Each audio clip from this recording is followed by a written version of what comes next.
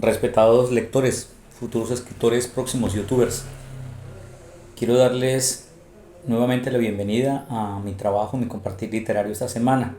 Recordarles que empezamos el segundo género literario en el cual me siento muy confortable, que es la lírica, perdón, o sea, la poesía. También en este video de hoy corresponde a un poema que escribí que se llama Bomboná, es un himno que fue musicalizado para el colegio en el cual trabajé. Y también quiero en este video corregir un error, un lapsus linguis que tuve en el video anterior. Este video va a tener que dividirlo en dos partes porque el poema es bastante largo y para poder entrar se necesita en poesía explicar varios aspectos de cómo se maneja cuál es el concepto del poema y cómo se maneja el poema desde diferentes perspectivas. Por esa razón, pues, esta es la primera parte en la cual presento el himno y en la segunda parte que haré el respectivo análisis correspondiente.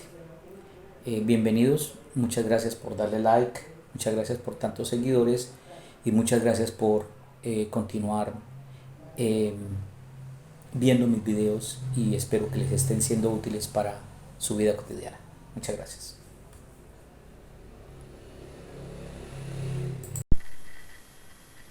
Himno. Hoy nos cuenta la antigua leyenda que 100 héroes bañados de sol descendieron al valle y en gloria erigieron un templo a la luz. Desde entonces las albas le cantan a Olimpia, Atenea y a Dios la esperanza, el sueño del hombre que hace historia en esfuerzo y va. Bomboná, bomboná, bomboná, que resuene en tu honra y loor, quien con mano paciente y coraje enarbola bandera en tu honor. La palabra que crea universos está enhiesta y florece en virtud, habla en vida de todos aquellos que el silencio sustrajo su voz. Madreselvas se elevan al cielo, todas ellas deseando salud, al overo que aúna esfuerzos y protege de bosques virtud. El legado transita perenne como un beso de aliento y de paz del maestro al buen estudiante que recibe con gozo y solaz. De las ciencias del hombre y la tierra, savia pura que irá a aplicar en familia y en todo contexto, construyendo camino al andar. Bienvenidos nuevamente. Es torpe uno equivocarse, pero es más torpe uno darse cuenta del error y no corregirlo. Por eso voy a hacer la corrección respectiva en este video de un lapsus linguis que tuve en la ocasión anterior, del video anterior, cuando hice una afirmación equívoca. Dije que el himno era una canción. No, vamos a diferenciar canción e himno. La canción es una composición poética que está en el marco de la lírica. Es una de las manifestaciones de la lírica, es una manifestación de la poesía. Por eso es una composición poética. Y esa lírica tiene que ver con, cuando hablamos de poética, estamos hablando de una estructura que ya voy a aplicar, pero estoy hablando de un sentido estético en la lírica.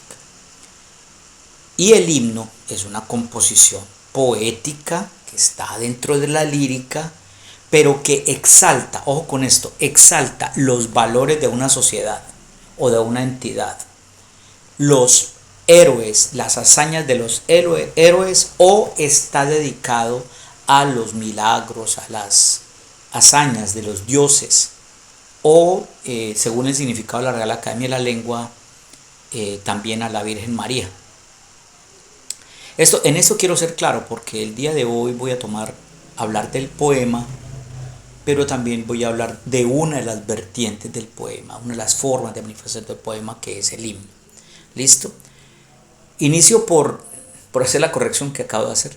E inicio también por decir que cuando se habla de una composición poética, se habla desde una perspectiva estética. Desde luego, las perspectivas estéticas existen en el mundo y son de muchísimas variedades, desde muchísimos puntos de vista, porque la estética no es una sola forma de ver el mundo, sino que es una manera particular de ver el mundo. Lo que pasa es que hay estéticas con las cuales no concebimos o no comulgamos, diría yo, porque hay una estética de lo vulgar, de lo bajo, de lo sórdido, con la cual muy poco comulgo, en el sentido en que esta estética lo que propende es por la decadencia, por hacer que el ser humano se por debaje, para hacer que el ser humano se vaya a lo profundo de su propia escasez mental. Ese tipo de estética no va conmigo. Entonces tiene uno que hacerse una pregunta fundamental: ¿qué es la poesía o qué es la lírica? Yo voy a responder desde un poema de Gustavo Adolfo Bécquer que me gusta muchísimo. Así se llama, ¿qué es poesía? Dice Gustavo Adolfo Bécquer, palabras más, palabras menos. Preguntas tú, mi niña, ¿qué es poesía? Mientras clavas tu pupila en mi pupila azul. Preguntas tú, mi niña, ¿qué es poesía? Poesía eres tú. Posteriormente, José Martí retoma este poema y le hace algunas modificaciones para también hablar de poesía, pero desde la perspectiva de la Revolución Cubana. Pero entonces vamos a hablar de la poesía en dos sentidos. En el sentido semántico del campo semántico de la sociolingüística, y vamos a hablar desde el sentido estructural. Voy a empezar desde el sentido estructural. El poema como tal está considerado un signo lingüístico. No importa la vertiente lingüística que uno pueda convocar. Uno podría convocar a Ferdinand de Saussure o podría convocar también a Noam Chomsky. Yo prefiero irme por una vertiente que me parece que es como más medianera, que es la vertiente de Peirce. Peirce dice que el signo lingüístico está constituido por tres elementos fundamentales. Un representamen, es decir, un sonido que se emite. Una representación, que es la imagen que le queda a uno en la cabeza después de que alguien dice una palabra. Y una representación también de tipo social, que es quien influencia realmente el sentido del signo lingüístico. Bueno, entonces vamos a hacer un ejercicio muy fácil. Si uno, por ejemplo, dice perro, en el contexto, la palabra así, completamente aislada, perro, inmediatamente las palabras evocan algo. La palabra perro, el sonido perro, los sonidos juntos, perro, los fonemas juntos, perro, evocan en el que escucha una imagen, y probablemente esa imagen que evoca tenga que ver con algún perro o que vio recientemente, o el perro que está en su casa, etcétera, etcétera.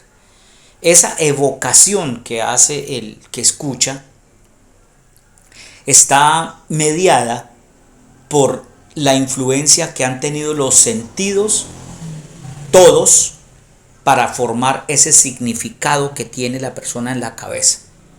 Entonces puede ser que como tiene un perro en la casa y es un miembro de la familia y es considerado un miembro de la familia, entonces ese concepto de perro sea de tipo afectivo y está basado en las emociones, y inmediatamente cuando lo evoca un perro como el de la casa. Pero para otra persona puede ser que, como no tiene perro en la casa, sus afectos son por los perros callejeros. Puede ser que sea un perro enclenque, negro, etc. Como quiera, como lo evoque. Pero resulta que es que también hay un campo en la misma palabra que se llama el campo semántico, Y entonces, como la palabra estaba sola, podríamos haber interpretado perro solo y exclusivamente como el animal cuadrúpedo vivíparo, ¿cierto? Omnívoro. Mientras que si nosotros ponemos la palabra perro dentro de un contexto, diría Ferdinand de Saussure, la oración misma le da contexto a la palabra. Entonces, usted es muy perro. Esta oración le da sentido a la palabra. Entonces ya la palabra cambia y ya no significa perro, cuadrúpedo, etcétera, sino que se retoman elementos del cuadrúpedo, vivíparo, omnívoro, etcétera, y se le da un significado dentro de un contexto diferente que es la oración. O, por ejemplo, en ese sentido, usted es muy perro puede significar dos cosas. Una, que es muy inteligente, muy brillante, muy audaz. O dos, que es un mujeriego, que es infiel.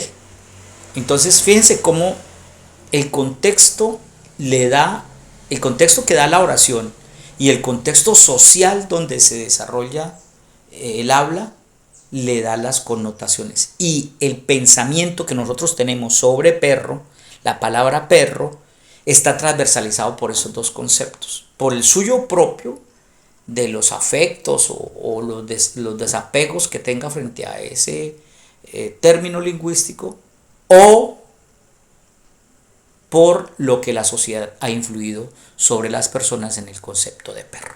Entonces ahí hay que jugar mucho con ese sentido, porque esa es la poesía, la capacidad de tomar el significado de las palabras, extrapolarlo, ponerlo en otros contextos y formar imágenes maravillosas. Entonces, puede ser un signo lingüístico teniendo en cuenta todas estas connotaciones, o puede ser un constructo de ideas que se mueven dentro de un contexto. Por eso hay dos vertientes específicas de la lingüística, que son los estructuralistas y los semánticos, ¿cierto?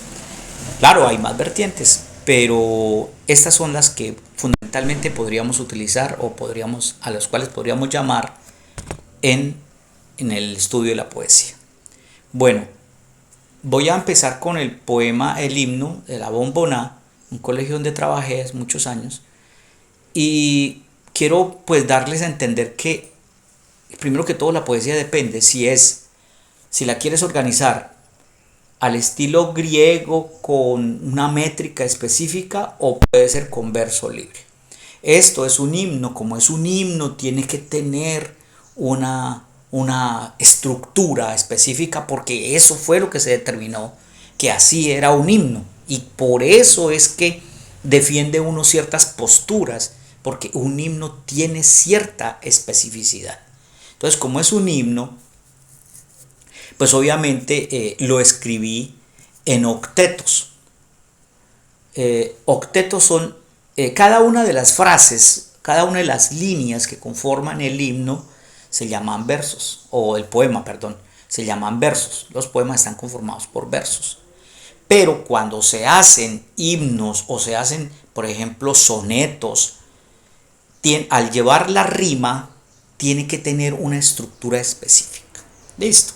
Entonces son octetos porque son estrofas de 8 versos. Claro, yo tuve que dividirlo por sentido práctico en el PowerPoint, tuve que dividirlo en cuartetos, pero realmente son octetos, y esos octetos están intercalados con un ritornello, o sea, con un coro, que es un cuarteto. Entonces hay 3 octetos y un cuarteto. Así es que está organizado el himno de la Bombona. 3 octetos y un cuarteto. Como ustedes pueden ver en el texto, allí al final aparecen unos números en la primera estrofa. Aparecen unos números. Hoy nos cuenta la antigua leyenda 10, que 100 héroes bañados de sol, 9 asterisco 1, descendieron al valle y en gloria 10 erigieron un templo a la luz. 9 asterisco 1. ¿Eso qué quiere decir? Eso quiere decir que es el número de sílabas que tiene cada uno de los versos. Es decir, que el poema, el himno a la Bombonat, son 3 octetos con un cuarteto decasílabos. Deca significa 10. Decasílabos de 10 sílabas. Entonces es un himno decasílabo en 3 octetos y un cuarteto. Esto es pura estructura griega. Esto lo aprendimos en la universidad, lo aprendimos en la vida también porque lo escribimos y hemos venido realizando trabajo alrededor de esto. Entonces, fíjense que el poema mantiene esa estructura. Ahora, ¿por qué dice 10 y en el otro dice 9 más 1? Porque es que la métrica dice que cuando la métrica es la ciencia o la técnica que estudia los sonidos en los cuales se divide un verso.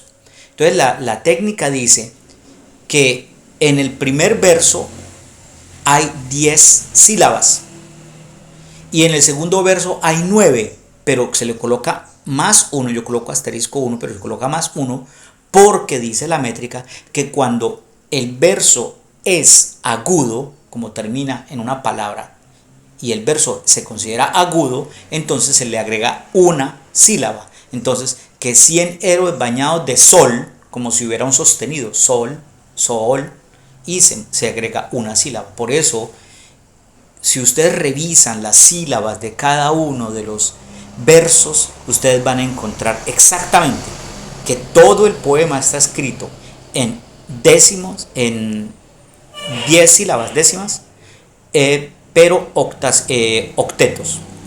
Con esto pueden ustedes continuar el análisis del poema y se van a dar cuenta que se mantiene la estructura poética. También hay algo muy importante en la poesía cuando tiene rima, que es el concepto de la rima. La rima es la relación que existe entre las palabras para que le den una cadencia. Hay algunas personas que confunden rima y entonces es necesario clarificar que la rima es la que le da una cierta relación entre las palabras. Hay dos tipos de rima. Está la rima consonántica, en la cual riman tanto las vocales como las consonantes. Y está la rima vocálica, que solamente riman las vocales. Listo. Entonces voy a leer, por ejemplo, en el cuarteto del ritornelo, o sea, en el coro, dice: bomboná, bomboná, bomboná, que resuene en tu honra y loor, ojo, loor, quien con mano paciente y coraje enarbola bandera en tu honor. Loor y honor rima. ¿Qué rima? La O y la R, o sea, es una rima consonántica porque rima una vocal y una consonante. De esa manera ustedes también pueden analizar desde la estructura el poema y decir, bueno, sí, aquí hay rima consonántica y aquí hay rima vocálica. Pero también la rima depende cómo va organizada en la estrofa. Entonces, por ejemplo, en el caso que vemos acá del cuarteto, la rima está en el segundo verso del cuarteto y en el cuarto verso del cuarteto. Listo. Entonces, es un tipo de rima diferente. Por ejemplo, en las trovas antioqueñas la rima es continua, es decir, que el verso termina siempre rimando con el siguiente verso y el siguiente verso se riman constantemente. Existe la rima abrazada, que va en el primer verso y en el cuarto verso. Y existe también la rima, existen los versos libres sin rima. Pueden también revisar allí el poema con más tiempo y mirar y darse cuenta que en realidad sí, el poema tiene rima intercalada, algunas veces tiene rima abrazada, tiene rima consonántica, tiene rima vocálica, y eso es un gusto escribir de esa manera. Por ahora no he entrado en el campo semántico, solamente he entrado en la parte estructural. Muchas gracias por su atención.